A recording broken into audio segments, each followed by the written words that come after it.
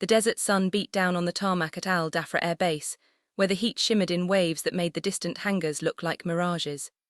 Lieutenant Kestrel Vance stood beside her F-16, running her gloved hand along the fuselage with the kind of reverence most people reserved for holy things.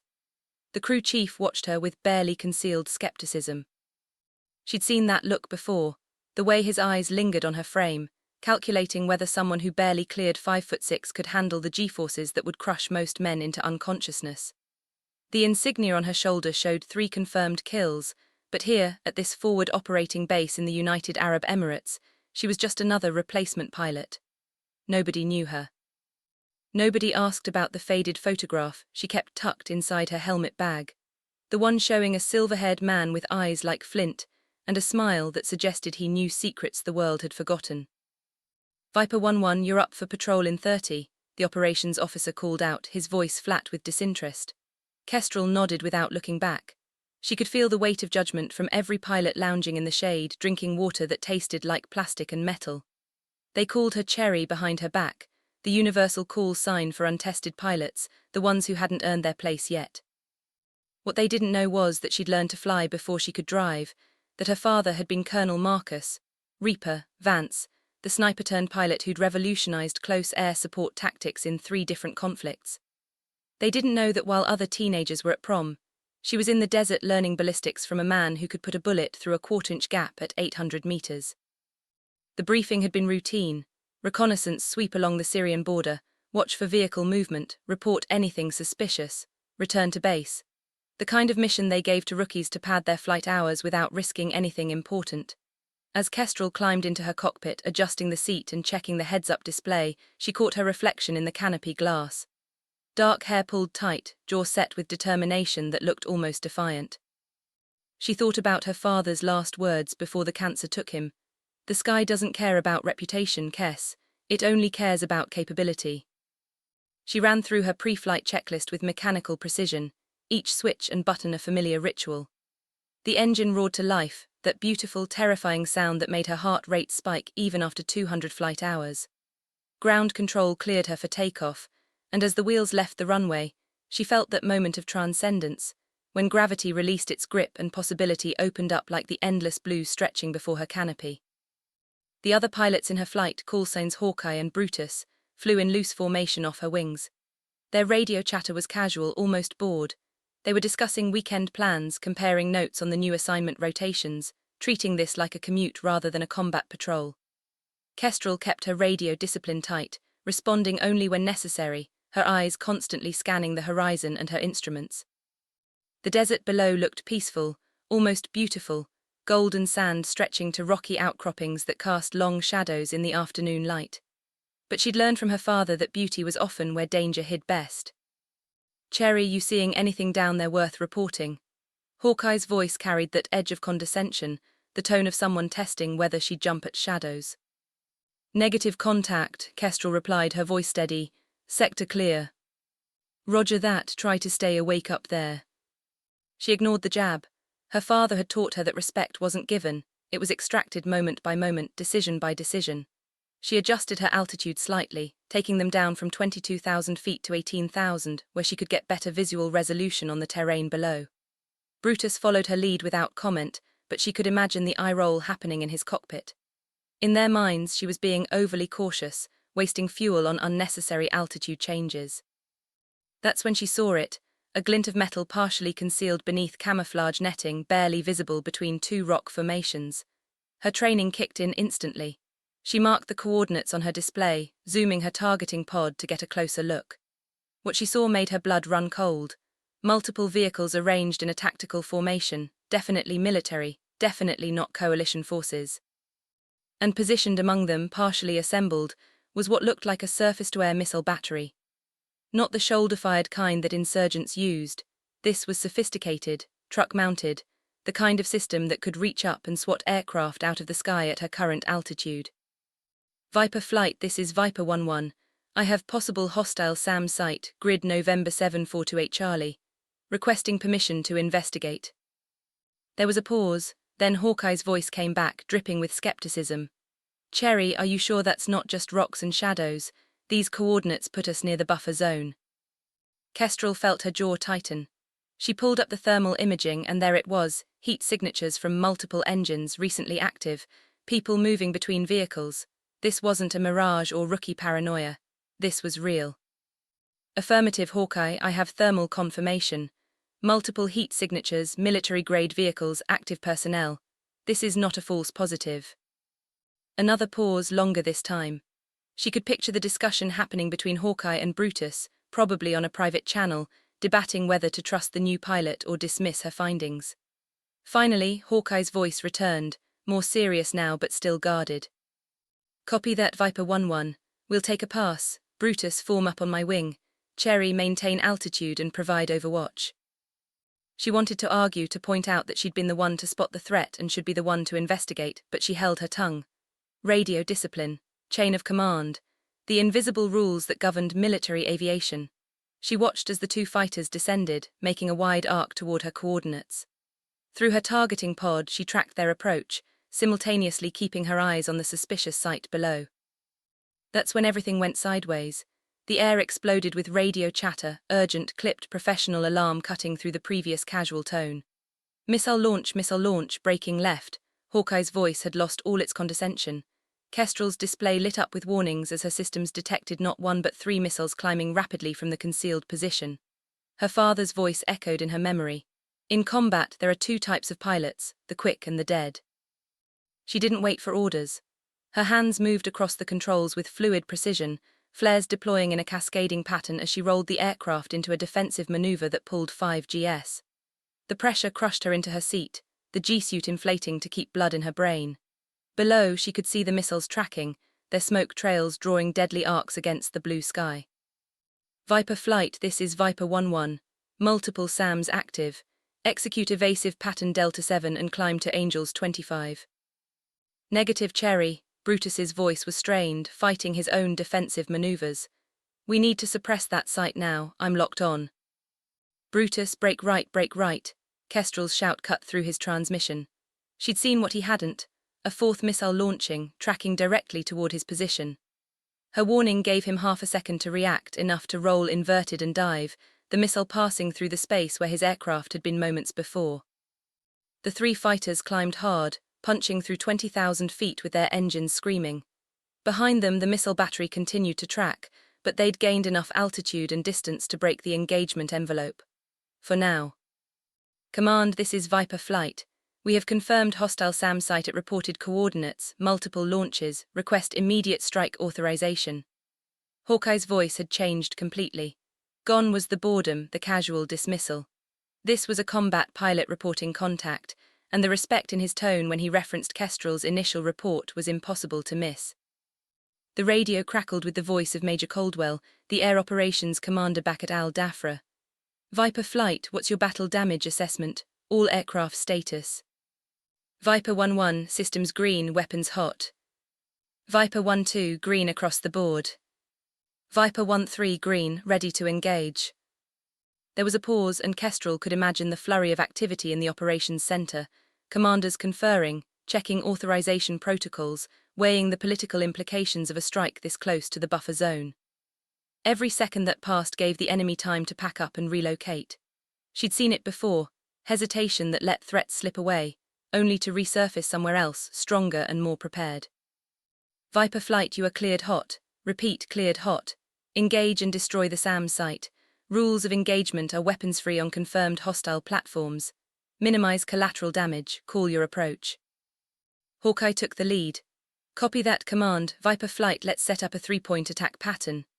Cherry, he paused, and when he continued, the mocking call sign was gone. Viper 1-1, you take the northern approach. Your eyes are sharpest today. Mark the primary targets and we'll follow your lead. Something shifted in that moment, high above the desert. It wasn't just tactical necessity, it was acknowledgement. Kestrel felt it in her chest, that validation she'd been chasing since her father's funeral, since every dismissive look from every male pilot who assumed she was a diversity hire rather than a warrior in her own right. But there wasn't time to savor it. She had work to do.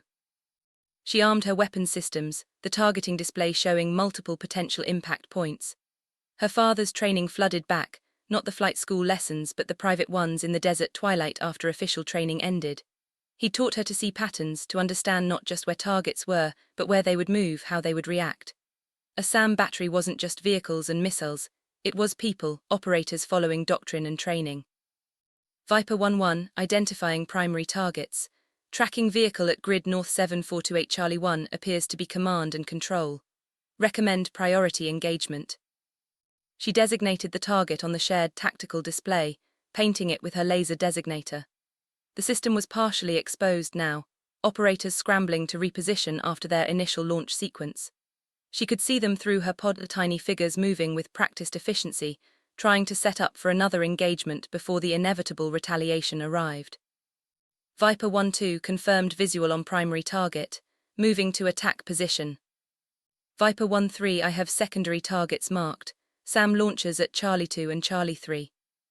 They split, each aircraft taking a different attack vector, coming in from multiple directions to overwhelm the site's defenses. Kestrel rolled inverted and pulled into a steep dive, her airspeed building rapidly. The ground rushed up at her, details sharpening, the camouflage netting, the vehicles, even individual operators running for cover. Her father's voice again. The hardest shot is the one where hesitation costs lives. Trust your training, trust yourself. At 8,000 feet, she triggered her first GBU-12 laser-guided bomb. The weapon fell away clean, and she immediately pulled into a punishing climb, the G-forces crushing her vision to a narrow tunnel. Behind her, the bomb tracked perfectly to the laser designation, striking the command vehicle with precision that would have made her father proud. The explosion bloomed orange and black, secondary detonations following as ammunition cooked off. Viper 1-1 direct hit on primary target, target destroyed. Almost simultaneously, Hawkeye and Brutus delivered their ordnance. The SAM launchers erupted in spectacular fireballs, missiles exploding in their tubes, sending debris spiraling into the desert air. The entire site was consumed in less than 30 seconds, vehicles burning, ammunition exploding, the sophisticated air defense system reduced to twisted metal and flames. Command Viper flight, target destroyed, multiple secondary explosions, SAM threat neutralized. Copy that, Viper flight, outstanding work, RTB for debrief. The flight back to Al Dafra was different. The radio chatter was professional, focused, but there was something else, a camaraderie that hadn't existed before. Hawkeye formed up close on her wing, close enough that she could see his helmet turning toward her, a thumbs-up gesture visible through his canopy. It was a small thing, but it meant everything. They landed in sequence, taxiing to their revetments as the sun began its descent toward the horizon. The crew chiefs were already swarming, performing post-flight inspections, checking for damage. Kestrel shut down her systems methodically, each switch and button pressed with deliberate care, coming down from the adrenaline high that combat always brought. Her hands were steady now, but she knew they'd shake later, when the reality of what had happened fully settled in. She climbed down from the cockpit, her flight suit dark with sweat despite the cooling system. The tarmac radiated heat like a physical force, the air shimmering with it. Hawkeye and Brutus were waiting, both still in their gear, helmets tucked under their arms. They looked different now, or maybe she was seeing them differently, through the lens of shared combat rather than peacetime skepticism. That was some spot you made, Hawkeye said, extending his hand. His face was sunburned, creased with the marks left by his oxygen mask. I was wrong to doubt you, that hesitation almost got Brutus killed. Kestrel shook his hand, feeling the firm grip, the genuine contrition. We all made it back, that's what matters. Brutus stepped forward, and she noticed he was younger than she'd thought, maybe 27, with eyes that had seen combat but not yet earned the hardness that came with years of it. You saved my life up there.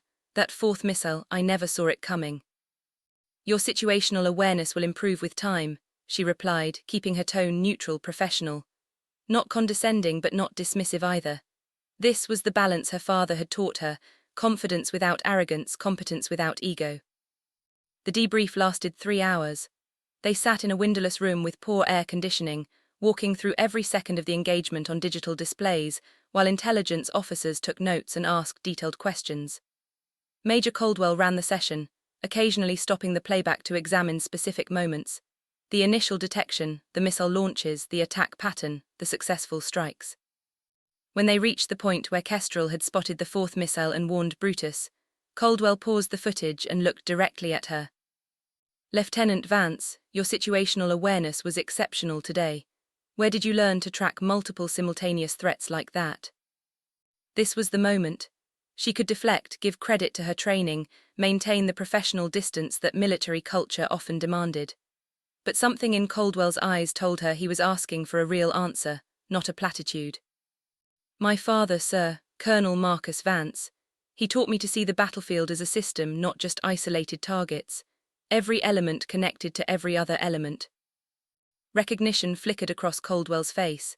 "Reaper Vance, I flew with him in Afghanistan back in '09, best close air support pilot I ever saw. He could read a situation like he was watching it from outside." He paused, studying her with new interest. "You're his daughter?" "Yes, sir." "That explains a lot." There was no condescension in his voice, just acknowledgement. "Your father had a gift, looks like it runs in the family." After the debrief, Kestrel walked to her quarters alone, past rows of identical temporary buildings that housed the transient pilot population. The base was settling into its evening rhythm, aircrews heading to the Chow Hall, maintenance teams still working on aircraft under artificial lights, the distant sound of a cargo plane landing. The sky was turning that particular shade of purple that only desert sunsets produced, and she thought about her father, about the countless times they'd watched skis like this together. She pulled out her phone and opened the photo album she kept password-protected. There he was, Marcus Vance, Reaper, standing beside his A-10 Warthog with that knowing smile. Another photo showed them together at her flight school graduation, his pride evident despite the ravages of the disease that was already taking him. He'd lived long enough to see her pin on her wings, but not long enough to see her first combat mission. She wondered what he'd think of today, whether he'd approve of how she'd handled herself, whether she'd honored the lessons he'd spent years teaching her. Her phone buzzed, a text from Hawkeye. "Pilots meeting at the rec building at 2100. You're buying first round. New tradition for anyone who saves a wingman's life." She smiled, typing back a simple copy that before sitting on her bunk and finally letting her hands shake. This was normal, her father had told her. The body's way of processing the adrenaline, of releasing the tension that combat demanded. She breathed through it, focusing on the physical sensations until the trembling subsided, replaced by a bone-deep fatigue that was almost pleasant in its intensity. Later that night, in the makeshift rec building that smelled of old coffee and cleaning solution, she found herself surrounded by pilots she'd barely spoken to before the mission. They wanted to hear the story, wanted details about the spot, the missile warning, the precision of her bomb strike. She kept it factual, professional, but they were hungry for something more, not just the technical details, but the instinct, the feeling that had made her look at those coordinates when everyone else had dismissed them. "It's like you knew they were there before you saw them," Brutus said, nursing a near beer since alcohol was prohibited on base. "How does that work?" Kestrel considered the question carefully. "My father used to say that the best pilots don't just fly aircraft, they inhabit the battle space. You have to feel it like a physical presence. Where would you position an ambush if you were them? What terrain would you use? What would your plan be? Once you start thinking like your opponent, patterns become visible." An older pilot named Crank, a veteran with 15 years and 4 deployments, leaned forward. "Your old man was Reaper Vance, wasn't he? I heard stories about him when I was coming up. Guy was a legend in the close air support community." "He was my father first, a legend second," Kestrel replied quietly. "But yes, he taught me most of what I know." Crank nodded slowly. "There's a story about him in Helmand province back in 2010. Taliban had overrun a combat outpost, Marines pinned down taking casualties. Your father came in low, I mean danger close low, and put 30mm rounds through windows while friendlies were 50 meters away. Saved 37 lives that day. They say he could see the battlefield like a tactical map in his head, always 3 moves ahead."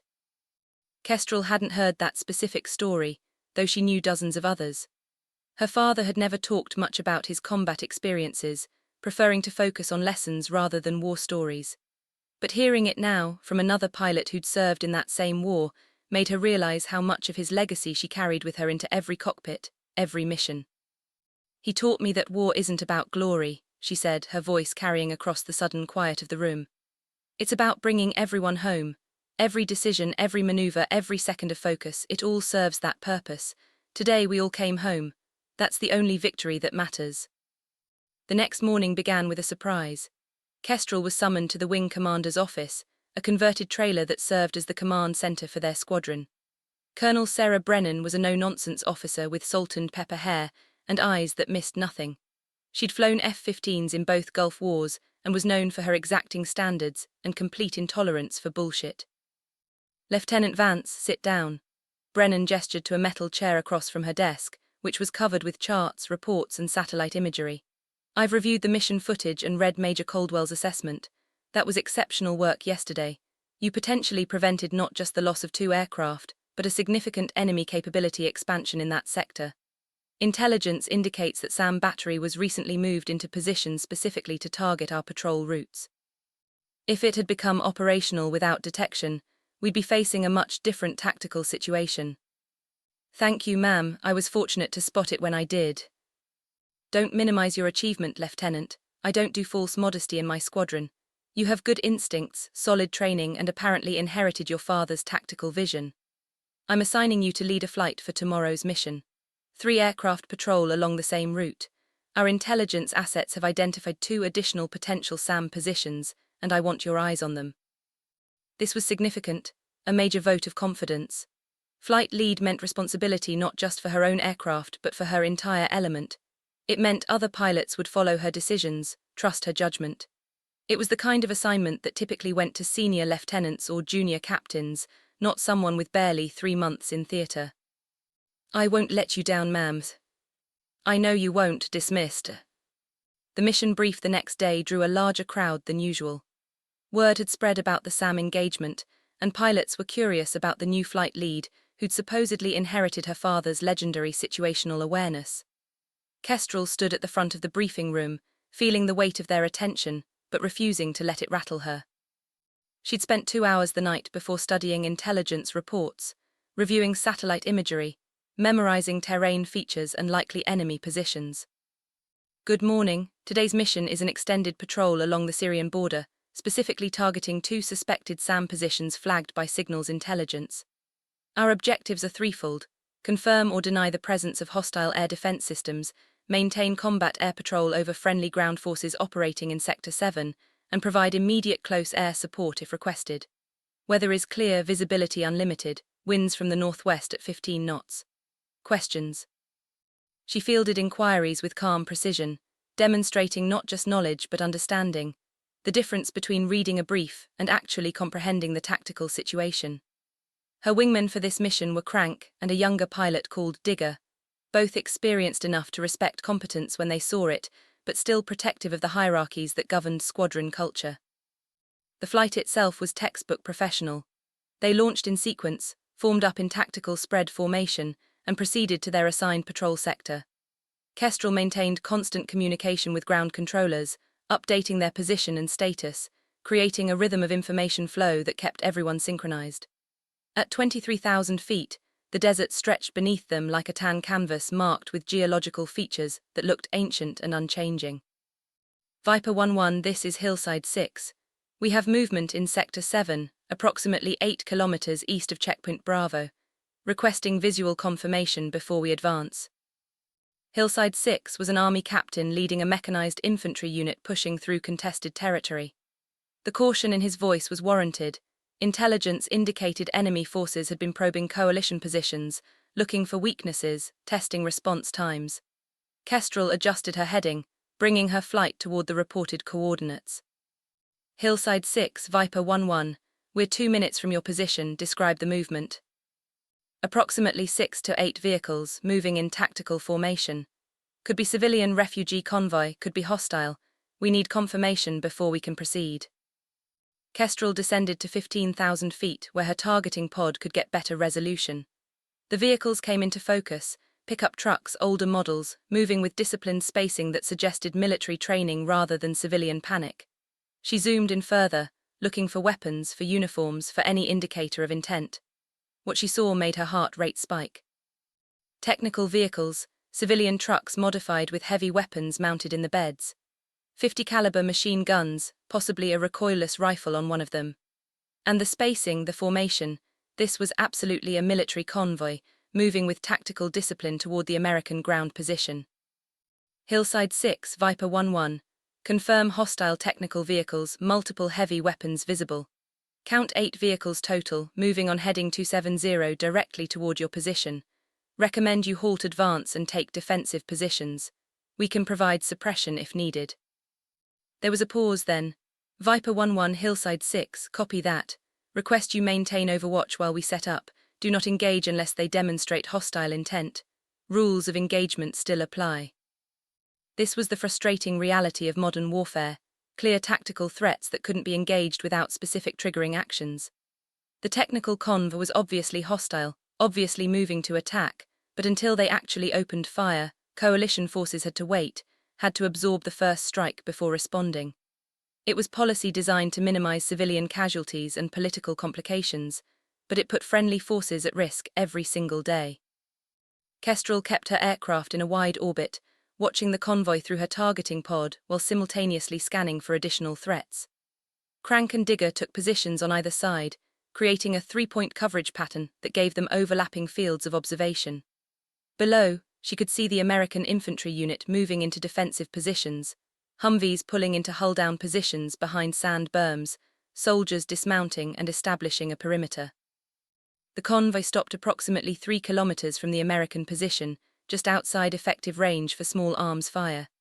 Through her pod, Kestrel watched figures dismounting from the vehicles, spreading out in what looked like assault formation. This was the setup. They were preparing for an attack but technically hadn't committed a hostile act yet. The legal absurdity of the situation wasn't lost on her. Her father would have called it fighting with lawyers on our shoulders. Hillside 6, Viper 1-1. Hostile forces are dismounting and spreading into assault formation. They appear to be preparing for coordinated attack on your position. Recommend you consider preemptive action authorized under self-defense protocols. Negative Viper 1-1, we have our orders, we wait for first shot. And then they didn't have to wait anymore. A streak of white smoke arced from the technical convoy toward the American position, an RPG round, unguided but deadly if it found its target. It impacted 30 meters short, exploding in a shower of sand and rock. The moment it launched, everything changed. The legal constraints evaporated, replaced by the simple calculus of combat. Hostile forces had engaged, and now they could be destroyed. Hillside 6 is taking fire. Request immediate air support, danger close, coordinates transmitting now.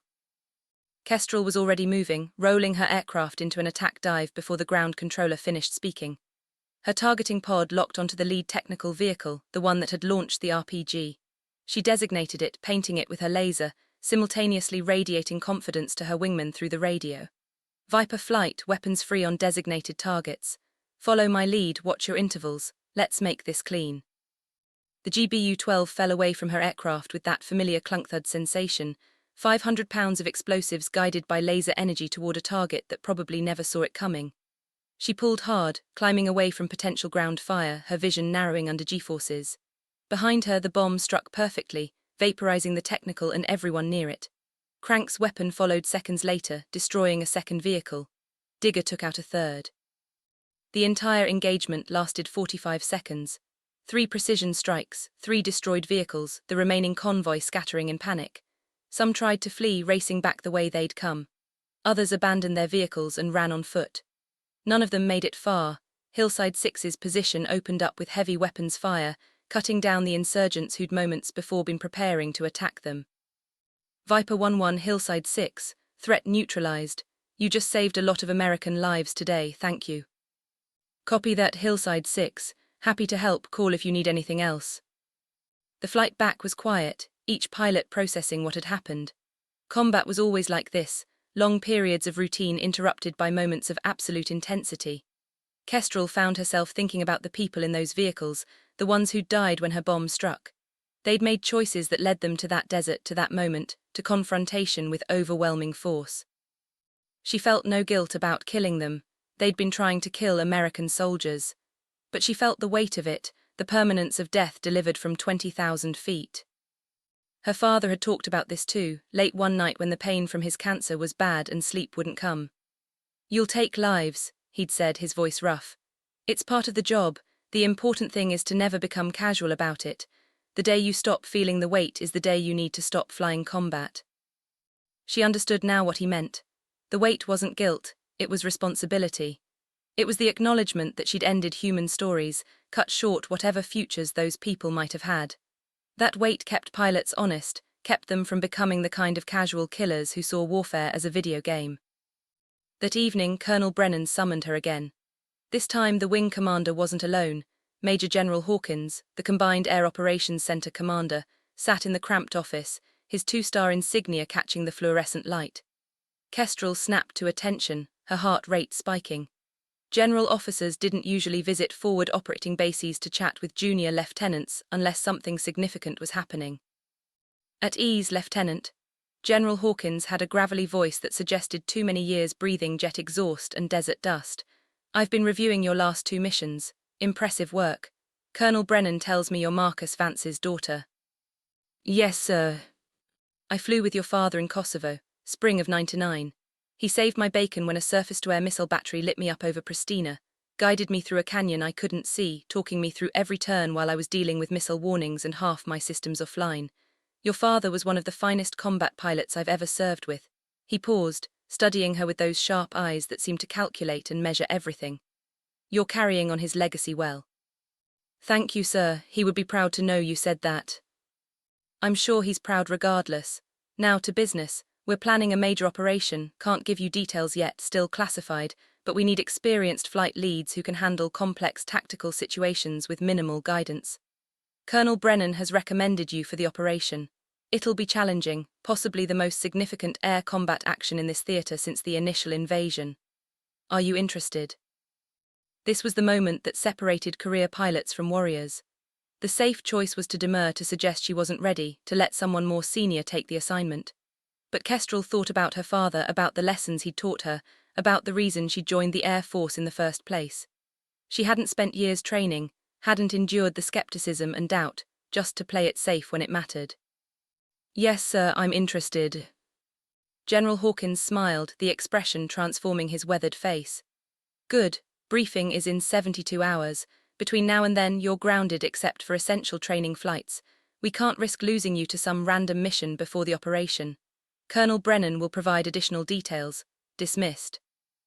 The next 3 days were strange. Kestrel found herself confined to base, watching other pilots fly missions she would normally have drawn. The waiting was difficult.